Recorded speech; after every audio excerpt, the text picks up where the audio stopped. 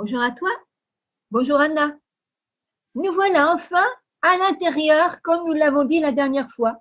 Nous avons découvert l'autel d'airain et surtout nous avons pris conscience de notre condition de vie. Et bien sûr, du merveilleux cadeau que Jésus nous a fait. L'animal qui mourait à la place de la personne, qui l'apportait devant l'autel, symbolisait Jésus. Oh, Jésus est mort et ressuscité. Et donc, à partir de là, nous pouvons bénéficier de sa victoire. Il nous suffit juste de venir à lui. Oui, Françoise, bonjour à chacun. N'est-ce pas une bonne nouvelle que cette deuxième chance que nous offre Dieu? Nous pouvons humblement reconnaître nos torts, notre besoin de sa grâce et là, bénéficier, comme tu l'as si bien dit, de la vie de Jésus. Alors, tu vois, Anna, quand je prends pleinement conscience de ce cadeau, je ne suis plus la même. D'ailleurs, tu as dû le voir. Ça change complètement mon regard sur moi, sur Jésus, sur la place qu'il a dans ma vie et les conséquences de sa présence. J'ai envie de lui faire confiance totalement, de l'écouter, de le chercher, à suivre sa volonté. C'est énorme ce qu'il me propose. Oui, je suis ravie, Françoise, de ton enthousiasme et je suis tellement d'accord avec toi. Bien souvent, nous oublions ce que représente la vie que Jésus nous a donnée. Nous oublions qu'il nous ouvre des perspectives incroyables. Oui, notre vie n'est plus la même, c'est vrai. Et ce changement se voit certainement dans notre quotidien, notre façon d'être. Et puis, il nous tend toujours la main. Si par mégarde, nous venions à nous déconnecter de lui, même pour quelques instants. Mais justement, Françoise, ne vois-tu rien d'autre dans ce parvis? Oui, et ça m'intrigue, bien sûr, maintenant que tu me le dis. Il y a derrière l'autel une sorte de grosse cuve. Elle aussi, dis donc, elle brille au soleil. Est-elle également en airain? Eh oui, elle est aussi en airain.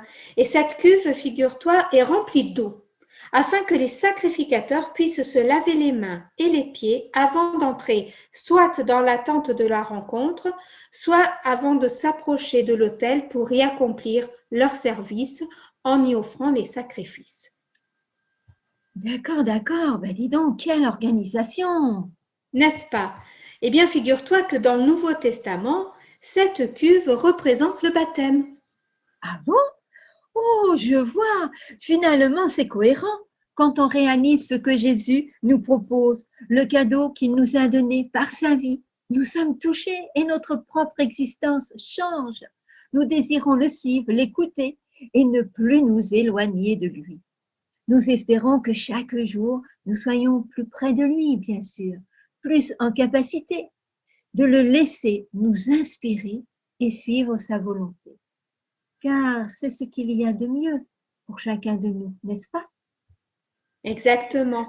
Et c'est pour cela que le baptême apparaît là logiquement. Cette expérience, nous désirons la rendre publique, durable et claire pour tous et pour moi, et pour Dieu bien sûr. Alors, devant Dieu et devant les hommes, nous manifestons le choix de donner à notre tour notre vie à Dieu, à Jésus. Nous lui disons que nous voulons qu'il soit le maître de nos existences. Mais dis-moi, Anna, lorsque nous vivons cela, nous sommes aux portes de la tente de la rencontre elle-même. Mais oui, à l'époque, seuls les sacrificateurs pouvaient aller au-delà de l'autel d'airain. Ils étaient les seuls à pouvoir se rendre dans la tente de la rencontre, tout au moins dans la première partie. Mais nous verrons cela les prochaines fois. Pour aujourd'hui, Jésus étant mort et ressuscité, il n'y a plus de sacrifice.